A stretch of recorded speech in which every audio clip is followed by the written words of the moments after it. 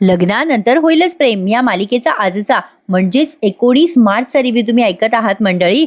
आज रिव्ह्यू सुरू करण्यापूर्वी तुम्हा सगळ्यांना आजच्या चैत्र पाडव्याच्या, गुढी पाडव्याच्या, नवीन वर्षाच्या खूप खूप शुभेच्छा. तुम्हाला सुद्धा आजच्या नव्या सणाची तयारी करायची असेल ना, चला तर मग पटापट रिव्ह्यू देते, नक्की ऐका आणि लाईक करायला मात्र विसरू नका हा मंडळी. सुरुवातीला आपण बघतोय नंदिनी आता आलेली आहे तिच्या घरी. तिला खूप विचार मनात येतात. ती म्हणते मनातल्या मनात, बापरे, ह्यांच्या मनात पण माझ्यासाठी असं काही नसेल ना, वजन वगैरे माझं वाढलंय म्हणून असे विचार फक्त भक्तीचाच नवरा करत असेल ना, का जीवा पण काय करू, विचारू का? नंदिनी जीवाजवळ बसते. जीवा म्हणतो, हे ब्युटिफुल, केव्हा आलीस? अगं माझं लक्षच नव्हतं. नंदिनी काही म्हणणार तेवढ्यात जीवा म्हणतो, काय झालं नंदिनी, काही म्हणायचंय का? आलोच हं, एकच मिनिट. नंदिनी आता विचार करायला लागते. चला, जीवाच्या मनात असं काही नाहीये, विचारायची गरज नव्हती. सगळेच पुरुष काही असे नसतात, माझा माणूस वेगळा आहे. नंदिनीला हे लक्षात आलंय, पण तरी सुद्धा बघा हं पुढे काय होतंय. आता पार्थने पराठे केलेत बरं का काव्यासाठी. पार्थ म्हणत असतो, नंदिनी पराठे केलेत मी, तुम्ही इथे बसता का डायनिंग टेबलवर बसून खाता? नंदिनी म्हणते, बरं बरं मी इथे घेते आणि खाते हं. पार्थ म्हणतो, प्लीज खाऊन घ्या हं. पार्थने आता काव्याला छान सर्व केलेत बरं का पराठे वगैरे. जीवा थक्कच राहतोय बरं का. म्हणजे हे सगळी तयारी आपल्या भावाने केली आहे. म्हणजे आपल्या भावाला स्वयंपाकघरात इंटरेस्ट नाहीये, तरी पण त्याने हे सगळं केलंय त्याच्या बायकोसाठी. आणि त्याचा अवतार बघून जीवाला नवल वाटतंय. काव्याला जरा लाजल्यासारखं होतंय बरं का. पार्थ म्हणतो, हे घे जीवा, तुझ्यासाठी बॉइल्ड एग्स आणि बाकीच्यांसाठी आलू पराठे. पहिल्याच दिवशी पहिला मोठा एक्सपेरिमेंट केलाय बरं का मी. जीवा म्हणतो, क्या बात आहे भैया, मला सांगायचं असतं, अरे मी आलो असतो तुला मदत करायला. त्यावर पार्थ म्हणतो, असू दे रे. मानिनी हसत असते बरं का. आणि काव्या सुद्धा. काव्या आता टाळ्या वाजवते पार्थसाठी. पण जीवा जरा कन्फ्यूज झालाय. जीवा म्हणत असतो, नेमका प्रकार काय चालू आहे आज घरामध्ये? पार्थ म्हणतो, अरे बाबा, आत्मनिर्भर झालं पाहिजे माणसाने. ठरवून काही दिवस माणसाने किचन मध्ये मदत केली पाहिजे रे, पुरुषांनी. मानिनी पण टाळ्या वाजवत म्हणते, वा वा वा वा, मस्त मस्त. मानिनी म्हणते, नंदिनी बघ बाई, कसं बोक्याला सरळ केलंय आपल्या मांजरीने. मग नंदिनी म्हणते, नाही हो आई, देशमुख कसे सगळे मनाने साधे आणि सरळ आहेत बघा. आपलं नशीब ते आपल्याला लाभलेत, वडील म्हणून, नवरा म्हणून, सासरे म्हणून. पार्थ म्हणतो, कळलं का आई? तेवढ्यात रम्या पण तिथे आली आहे. आणि प्रेक्षकांनो, रम्याच्या नवऱ्याचा एक अर्धा लुकआउट तुम्हाला मिळालाय. पण मला कळलंय की तो कलाकार कोण आहे. सांगते, सगळं सांगते, बघत राहा. तेवढ्यात वसू आत्या आणि रम्या येतात तिथे. मानिनी टाळ्या वाजवत असते देशमुखांसाठी. वसू आत्या म्हणतात, काय ग बाई मानिनी, आम्ही गुड न्यूज देण्याच्या आधीच तुम्ही टाळ्या वाजवताय? मानिनी म्हणते, काय काय ग रम्या, काय गुड न्यूज आहे? रम्या आता गुड न्यूज देते सगळ्यांना आणि म्हणते, अगं मामी आणि पार्थ, काव्या, मी म्हणजे आम्ही ना काल तिघांनी मिळून मेट्रो मनी साईटवर माझं प्रोफाईल ओपन केलं होतं आणि छान रिस्पॉन्स आलाय बघ त्याला. म्हणजे एक मुलगा मिळालाय मला त्या वेबसाईटवर. म्हणजे पार्थनेच काल शॉर्टलिस्ट केले होते काही मुलं, त्यातला एक मुलगा मला आवडलाय. सगळ्यांना छान वाटतं. आता कोणाचं चांगलं झाल्यावर कोणाला चांगलं नाही वाटणार. आणि विशेषतः रम्या लग्न करतीये म्हटल्यावरती सगळ्यांना चांगलं वाटणारच. रम्या म्हणत असते, विजय मतकरी नाव आहे त्या मुलाचं, मी त्याला मेसेज केलाय. नंदिनी पण ऐकते बरं का किचन मधनं हे सगळं. रम्या सांगते सगळ्यांना. त्या मुलाचाही रिप्लाय आलाय मामी, त्याला पण माझं प्रोफाईल आवडलंय आणि तो भेटायचं म्हणतोय. सगळेजण आता रम्याला चिडवायला लागतात. जीवा म्हणतो, वा वा, लाजली हा रम्या. मानिनी म्हणते, व्हेरी गुड रम्या, कॉंग्रॅच्युलेशन. जीवा म्हणतो, ए रम्या, पण तू त्या मुलाला इथे घरी भेटणार आहेस का? रम्या म्हणते, नाही नाही, घरी नाही, पहिलीच भेट आहे, त्यामुळे मी असा विचार करत होते की कॅफेमध्ये वगैरे भेटते त्याला. सगळं व्यवस्थित जुळलं तर मग सगळ्यांना भेटायला घेऊन येईल मग. आता तरी सुद्धा या पार्थला जरा डाऊट येतोय बरं का रम्याचा. तेवढ्यात नंदिनीला रेखाताईंचा फोन येतो. नंदिनी आता त्या मुलाला जाऊन भेटते, म्हणजे त्या माणसाला जाऊन भेटते, त्या भक्तीच्या नवऱ्याला. जो माणूस जाड जाड म्हणून त्याच्या बायकोला सोडणार आहे ना, तो माणूस. नंदिनी आता त्याला जाऊन भेटते आणि त्याचे काय विचार आहे ते ऐका. आजचा एपिसोड छान दाखवलाय त्यांनी, मला माहिती आहे. आज माझ्याही मागे आणि तुमच्याही मागे सणाची धूम आहे. पण पटापट रिव्ह्यू देते, तुम्हाला जेव्हा मिळेल तेव्हा पूर्ण ऐका आणि लाईक करायला विसरू नका हा मंडळी. छान दाखवलाय आजचा एपिसोड. नंदिनीला फोन येतो रेखाताईंचा. अगं नंदिनी, तो भक्तीचा नवरा येतोय, तू येतेस ना त्याला भेटायला? नंदिनी म्हणते, हो मी पोहोचतेच. आणि जाता जाता म्हणते, जीवा तुम्ही येताय ना मला सोडवायला? जीवा म्हणतो, सोडा असं म्हण ग माझी बायको, आलोच मी आवरून. मानिनी म्हणते, डबा घेऊन जा रे पोरांनो. सगळेजण म्हणजे बाकीचे सगळेजण निघून जातात. काव्या, रम्या आणि वसू आत्याच तिथे आहेत बसलेल्या. काव्या म्हणते, ए रम्या, मी तुझ्यासाठी ना खूप खूप हॅपी आहे बघ. एक गोष्ट सांगू का रम्या तुला, अगदी मनापासनं तुझं आयुष्य आता बदलून जाणार आहे बघ. आता रम्या म्हणते, काव्या फक्त माझंच नाही, आपल्या सगळ्यांचं आयुष्य बदलणार आहे, बघशीलच तू. रम्या असं बोलते तेव्हा वसु त्याला खटकतं आणि पार्थला ते जास्ती खटकतं. पार्थ विचार करतोय, ही रम्या वागते एक, बोलते एक आणि हिचं काहीतरी चाललंय तिसरंच. पार्थला अजूनही शंका आहे. नंदिनी आता त्या माणसाला भेटली आहे. नंदिनी म्हणते, काय घेणार तुम्ही, चहा की कॉफी? अरे माझ्या लक्षात नाही आलं, आता खूपच उष्णता वाढली आहे ना बाहेर, सरबत प्याल का तुम्ही? आता तो माणूस सरबताचं नाव ऐकल्या ऐकल्या चिडतो आणि म्हणतो, सरबत? सरबत बॅन केलं पाहिजे, बॅन. सरबत कायद्याने पिणं गुन्हा आहे असं जाहीर केलं पाहिजे. नंदिनी म्हणते, सॉरी सॉरी, काय बोलतो? माणूस म्हणतो, माझं नाव अजय. मग नंदिनी म्हणते, हो मिस्टर अजय, पण तुम्ही एवढं टोकाचं का बोलताय? त्यावर तो माणूस म्हणतो, अहो काय मॅडम, मला सरबत आवडत नाही. साखर किती असते त्या सरबतामध्ये, काय काय टाकलेलं असतं. उठसूट असे कोल्ड्रिंक, सरबत, चिप्स खाऊन खाऊनच माझी भक्ती जाड झाली आहे. नंदिनी म्हणते, हो मी भेटले तिला. तो माणूस म्हणतो, अहो तुम्ही आत्ता भेटलात हो, पण आम्ही आमच्या लग्नाच्या वेळेला तुम्ही तिला भेटायला हवं होतं. तेव्हा बारीक चवळीची शेंग होती. तेव्हा माझी आजी म्हणायची, ही पोरगी पोर कसं सांभाळणार? आणि आता आमची डॉक्टर म्हणते की बाळ कसं होणार, झाडी वाढू देऊ नका. नंदिनी ते सगळं मन लावून ऐकत असते आणि म्हणते, तुम्ही म्हणजे तुम्हाला असं वाटतंय का भक्तीला बाळ होणार नाही, का ती जाड झालीये म्हणून तुम्ही तिला माहेरी पाठवलंय? नाही, असं का वागताय तुम्ही भक्तीसोबत?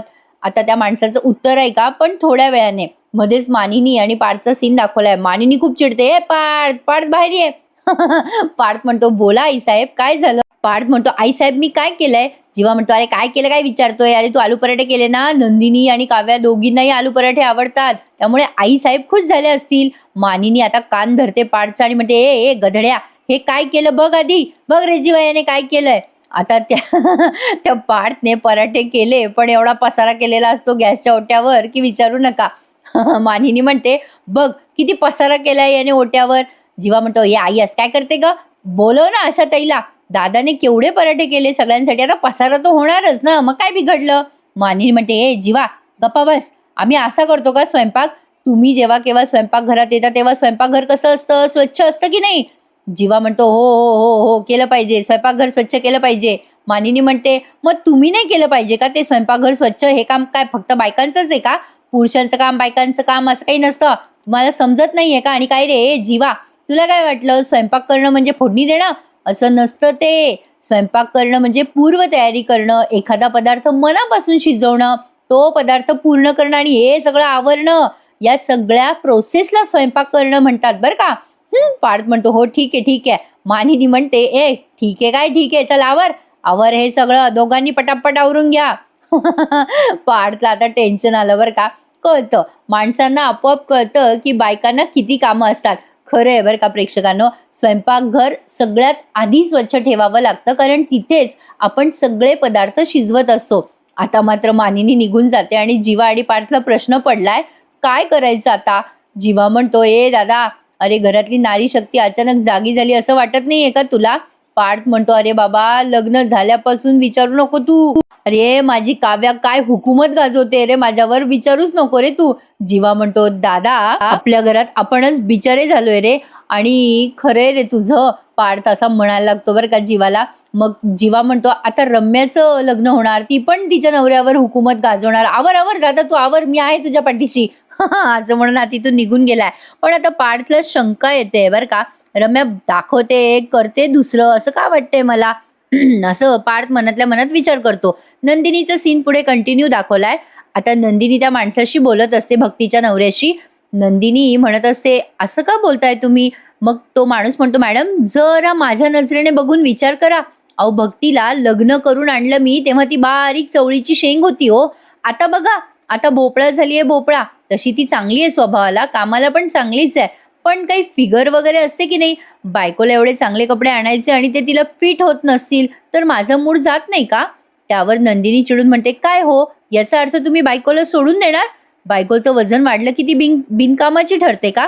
नाही सॉरी, पण मला भक्तीकडनं समजलं की तुमचे वडील अंथरुणाला खिळवून आहेत. नाही म्हणजे तुमची आई करते की तुमच्या वडिलांचं सगळं? तुमच्या आईने असा विचार केला तर चाललं असतं का हो तुम्हाला? तुमच्या आईने सोडून दिलं तुमच्या वडिलांना तर?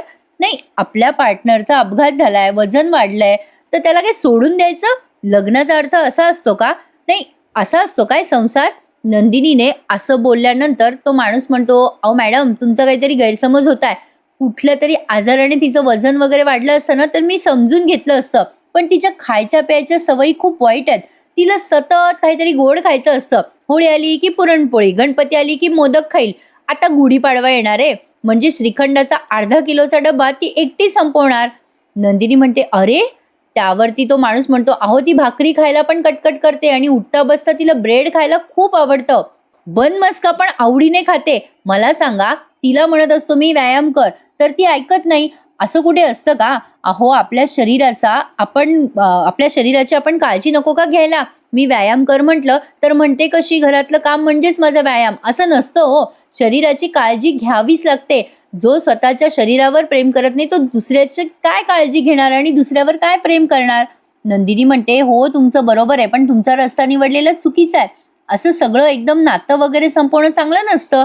हे बघा, जरा वेळ द्या तिला. मी बोलते भक्तीशी, तिला खाण्यापिण्याच्या सवयी बदलायला सांगते. ती सगळं करेल, व्यायाम पण करेल. जरा वेळ द्या तिला, म्हणजे निदान 3 महिने द्या. तो माणूस म्हणतो, ठीक आहे, तुम्ही म्हणतायत तर बघतो. असं म्हणून तो निघून गेलाय बरं का. आणि खरं सांगू का प्रेक्षकांनो, हे मात्र खरं आहे. जरा तब्येतीची काळजी घ्यायलाच पाहिजे. आता आज खरं तर वेळेअभावी जास्ती मला चर्चा करता येत नाहीये, पण आपण उद्या या विषयावर नक्की बोलूयात. तो माणूस आता निघून जातो. इथून पुढे रम्या आणि काव्याचा सीन दाखवलाय.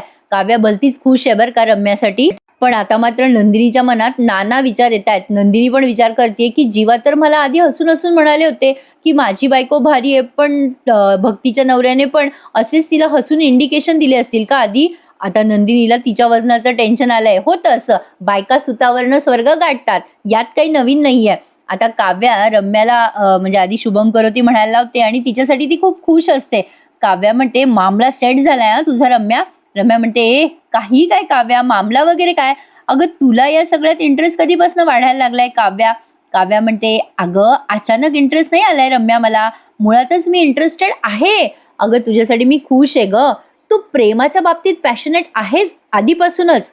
माझी अशी इच्छा आहे की तुझा लाईफ पार्टनर तो विजय ग, तो तसाच असावा. रम्या म्हणते, थांबा काव्या मॅडम, तुमच्या उत्साहाला लगाम घाला. माझा लाईफ पार्टनर झालेला नाहीये तो विजय अजून. काव्या म्हणते, तरी पण ग, मला अशा गट फिलिंग येत आहेत.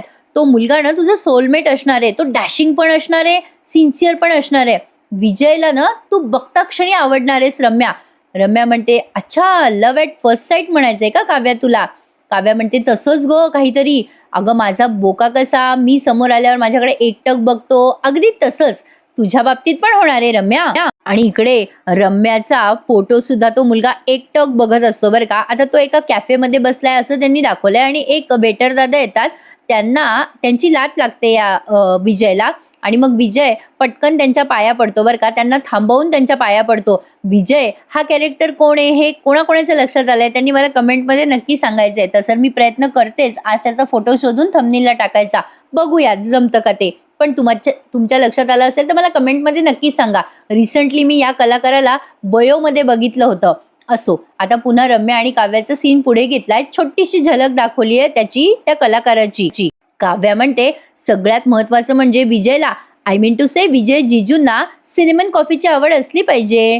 रम्याला आता बोर झालंय काव्याशी बोलून बोलून बरं का. काव्या म्हणत असते, हा रम्या, रंगाची पण त्यांना आवड असायला हवी. डिझाईनची पण आवड असायला पाहिजे. दिसायला प्रेझेंटेबल असले पाहिजे विजय जिजू. रम्या म्हणते, अरे काय यार काव्या, मी तुला सांगितलं होतं ना, अपेक्षा सांगितल्या होत्या ना तुला मी, मला दाढीवाला नवरा पाहिजे ग. काव्या म्हणते, ते सगळं ठीक आहे ग, पण नंतर ती दाढी टोचते ग. आता लगेच रम्या म्हणते, काव्या काहीतरीच तुझं. नंदिनी येते तेवढ्यात. काव्या म्हणते, ए हॅलो नंदिनी ताई, कुठल्या तंद्रीत हरवली आहेस? नंदिनी काहीच बोलत नाही, नुसतं म्हणते, अगं काही नाही, चालू देत तुमचं, मी आलेच. काव्या म्हणते, नंदिनी ताई पण ना, काय झालं हिला अचानक? रम्या म्हणते, दमली असेल नंदिनी कदाचित. काव्या म्हणते, असेल अगं, पण उद्या मी दमणार आहे बरं का रम्या. रम्या म्हणते, का ग काव्या?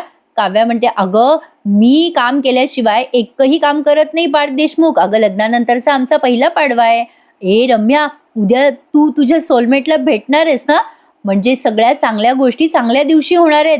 उद्या गुढीपाडवा आहे ग रम्या. बरं चल, मी काय गप्पा मारत बसले तुझ्याशी. आहो देशमुख, कुर्ता काढला का? असं म्हणून काव्या निघून जाते तिथून. रम्या आता विचार करते, काव्या गेल्यावर उद्या या विजयला गुढीपाडव्याला मी भेटणार आहे. उद्या मज्जा येणार आहे. बघूयात या विजयसोबत माइंड गेम मी खेळेल. म्हणजे माझ्या आणि माझ्या पार्थच्या लग्नासाठी लागणारा हा बकरा म्हणजे हा विजय मतकरी, असं रम्या मनातल्या मनात बोलत असते. आता शेवटचे सीन तुम्ही बघत आहात. हा जो जीवा आहे ना, तो कोणाशी तरी फोनवर बोलत असतो आणि या बोलण्याचा नंदिनीने काहीतरी वेगळाच गैरसमज करून घेतलाय. जीवा फोनवर म्हणत असतो, हो हो यार, ब्युटिफुल ब्युटिफुल. त्या ब्युटिफुलचा वैताग आलाय रे मला. नंदिनीला आठवतं की सकाळीच जीवा तिला ब्युटिफुल म्हटला होता.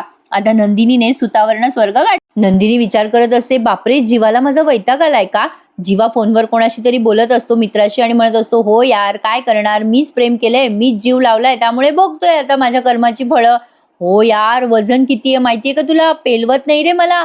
आणि मग काय, अरे तुला सांगतो, मला माझा जुना फोटो सापडला रे. म्हणजे तो फोटो मी बघितला, त्या फोटोत मी असा टेकून उभा होतो रे. अरे यार, त्या फोटोवरनं मला जाणवलं की माझी बायको नाही शोभत रे मला, खरंच शोभत नाही. अरे आधीचं ठीक होतं बाबा, पण आता ना सारखं जाणवत राहतं की शोभत नाही रे ती मला. म्हणजे तिला बाहेर घेऊन जाणं पण नकोसं वाटतंय. या बाबतीत माझा पाठदादा लकी आहे, सॉलिड लकी आहे. माझं तर नशीबच खराब आहे. आता असं बोलून जीवा वळतो आणि बघतो तर काय, मागे नंदिनी. लगेच म्हणतो, नंदिनी आली रे, मी नंतर फोन करतो, बाय बाय. आता एकदम नॉर्मल रिॲक्ट करतोय बरं का तो. आता हे ऍक्च्युली ना जीवाचं बोलणं काहीतरी वेगळ्या संदर्भात असणार आहे, तसं त्यांनी ऐकवलं आपल्याला उगाच सस्पेन्स वाढवायला. पण मला तरी वाटतं की काहीतरी वेगळंच प्रकरण असणार आहे. नंदिनी आल्या आल्या म्हणजे जीवा म्हणतो, काय ग, केव्हा आली होतीस नंदिनी? नंदिनी रडत असते बरं का. ती पटकन तिचे डोळे पुसते आणि म्हणते, हे काय, आत्ता आले मी, इथेच होते उभी. जीवा म्हणतो, काय झालं नंदिनी, ऑल ओके ना? नंदिनी म्हणते, हो ओके ओके. जीवा म्हणतो, रिअली? नंदिनी म्हणते, हो हो ओके ओके. जीवा म्हणतो, ए नंदिनी, उद्या गुढीपाडवा आहे, तू काय घालणार आहेस उद्या? नंदिनी म्हणते, काही पण घालेल, तुम्ही सांगा काय घालू. जीवा म्हणतो, छान साडी नेस हं, आणि हा ते फुल स्लीव्हचं ब्लाऊज ट्राय कर हं यावेळेला. नंदिनी विचार करते, अच्छा, हाफ स्लीव्ज मध्ये माझे दंड जाड जाड दिसतात ना, म्हणून हे असं म्हणत असतील का मला? अरे देवा नारायणा, प्रेक्षकांनो काही विचार करतात हं बायका खरंच. नंदिनीला वाटतं की मुद्दाम जीवाने तिला फुल स्लीव्हचं ब्लाऊज घालायला सांगितलंय. मला जरा हसूच आलं बाई. जीवा म्हणत असतो, ए नंदिनी, काय विचार करतेस तू? अगं मी काहीतरी विचारतोय तुला. नंदिनी म्हणते, ओ हो ठीक आहे, तुम्ही म्हणताल तसं. पार्थ सॉरी, जीवा म्हणतो, बरं चल, मी आलोच हं दादाशी बोलून, असं म्हणून तो निघून जातो. आता नंदिनी विचार करायला लागते, मला मला जीवा आधी वेगळे वाटले होते, आता लक्षात आलं, प्रत्येक नवऱ्याला आपली बायको फिटच हवी असते, बारीक फिगरवालीच हवी असते. पण आता भक्तीच्या नवऱ्यासारखं जीवा माझ्याशी वागणार का? अरे देवा. नंदिनी आता वजन काटा घेते आणि तिचं वजन करायला लागते बरं का. आणि बघते तर काय, म्हणजे करायचं असतं तिला वजन, पण तिच्या मनात पुन्हा येतं, नको नको बाई, वजन नको करायला. आधी ती दरवाजा लावून घेते बेडरूमचा आणि मग पुन्हा तो वजन काटा खाली ठेवते. आता तिला टेन्शन आलंय बरं का. ती विचार करते, देवा, माझं वजन वाढलं असेल का रे? बापरे, म्हणजे बघ ना देवा. नको बाई, माझं वजन बघायचं पण टेन्शन आलंय मला. खरं तर शाळेपासून कॉलेजपर्यंत माझं वजन 55 ते 60 पर्यंत असायचं. आता 60च्या पुढे गेलं असेल तर नको बाई, मला माझी लाजच वाटेल आता. मग त्यापेक्षा मी बघतच नाही, अज्ञानातच सुख असतं. जाऊ दे बाई, नको वजन बघायला. असं म्हणून तो वजन काटा तिने पुन्हा जागेवर ठेवून दिलाय. बिचारी नंदिनी, तिला खूप टेन्शन आलंय बरं का प्रेक्षकांनो. छान वाटलंय मला हा सीन बघताना. होतं बरं का, असं होतंय. आणि तुम्हाला सांगते, आज छान चैत्र गुढीपाडवा आहे, आजपासून सुरुवात करा. ज्यांना कोणाला वजन कमी करायचं असेल ना, भरपूर सोशल मीडियावर टिप्स आहेत बरं का, भरपूर. अगदी तुम्ही एक व्हिडिओ पाहिला ना, अगदी लाख व्हिडिओ तुमच्या समोर येतील वजन कमी करण्यासाठी. नक्की बघा. आता पुढच्या सीन मध्ये आपण बघतोय की काव्या छान आणि सुरेख अशी तयार झाली आहे. आय थिंक सो काव्या म्हणजे ज्ञानदाने पण थोडं वजन कमी केलेलं दिसतंय बरं का प्रेक्षकांनो. ती खूप स्लिम दिसते ना, म्हणजे हे माझं ऑब्झर्वेशन आहे. तुम्हाला असं वाटत असेल तर मला नक्की सांगा कमेंटमध्ये. काव्या छान गोड तयार होते तेव्हा पार्थ तिथे येतो आणि पार्थला ती विचारते, बघा ना अहो देशमुख, कशी दिसते मी, बरी दिसते ना मी? पार्थ आता बघतो आणि म्हणतो, जरा अपूर्ण दिसताय. काव्या म्हणते, का, काय झालं हो देशमुख, काय अपूर्ण आहे, बोला ना बोला ना. पार्थने तिच्यासाठी छान मोगऱ्याचा गजरा आणलाय बरं का. आता तो गजरा बघून काव्या खूप छान आनंदी होते. काव्याला आता तो गजरा स्वतः माळतो पार्थ, हे आपल्याला उद्याच्या भागात बघायला मिळणार आहे. आजचा एपिसोड तुर्तास संपलाय. पुढच्या भागात आपण बघ, पार्थ या नंदिनीला सहज म्हणतो, नंदिनी आमचा छान फोटो काढा ना. आता काव्याचे बारीक बारीक दंड बघून नंदिनीला कॉम्प्लेक्स आलाय बरं का. नंदिनीने शालच घेतली अंगावर. जीवा तिला बघतो आणि म्हणतो, नंदिनी तू शाल का घेतलीये, थंडी वाजते का तुला? नंदिनी म्हणते हो जरा थंडी वाजते. जीवा म्हणतो अगं मार्च महिन्यात थंडी, नशीब आहे बाबा माझं, छान बायको मिळाली आहे मला. जीवाने असं म्हटल्या क्षणी नंदिनी विचार करते काल हे काहीतरी वेगळं म्हणाले आणि आज म्हणतायत की अशी बायको मिळायला नशीब लागतं. नेमकी काय गडबड आहे बघूयात प्रेक्षकांनो. नंदिनीचा हा कॉम्प्लेक्स जीवा कसा कमी करतोय. जीवासारखा जोडीदार मिळायला पण भाग्य लागतं. छान दाखवतात मालिका ते सध्या. मला तर हा विषय प्रचंड आवडलाय. तुम्हाला आवडल्यास लाईक मात्र नक्की करा आणि चॅनलला सबस्क्राईब करा. प्रेक्षकांनो असं वाटलं होतं की माझ्या वाढदिवसाला 1 लाखाची फॅमिली पूर्ण होईल आपल्या चॅनलची, पण नाही झाली. आता गुढीपाडवा आलाय, अजूनही आपली 1 लाखाची फॅमिली पूर्ण झालेली नाहीये. प्लीज प्रेक्षकांनो चॅनलला सबस्क्राईब करा आणि आपल्या कामाची पोचपावती नक्की द्या.